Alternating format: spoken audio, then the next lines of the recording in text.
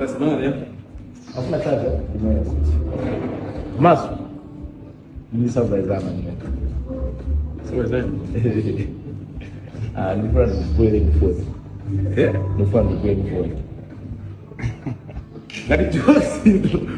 Actually, ile nakupa tena don't gift a David yanu. David yanu na kitu.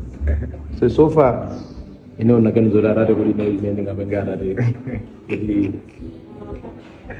Kuriyan. Awene.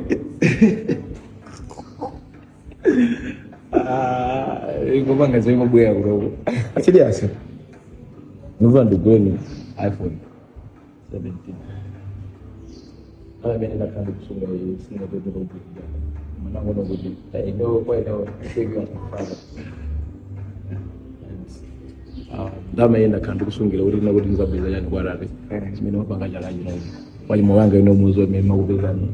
Unatambira kuziwa ndivyo. So far I want to buy this phone as a gift and appreciation for the money jala jino. Ndiduke ndine uko.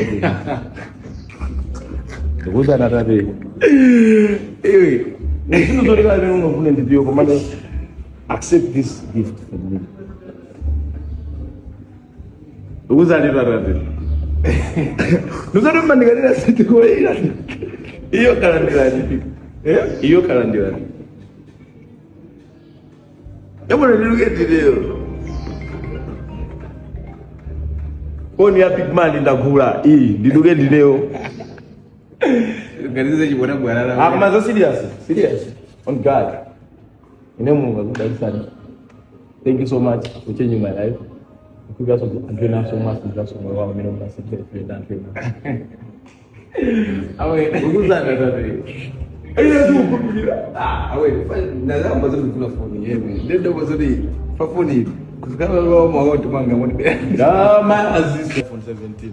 Ndio kula kuti Appleguy say the only trusted dealer in Malawi.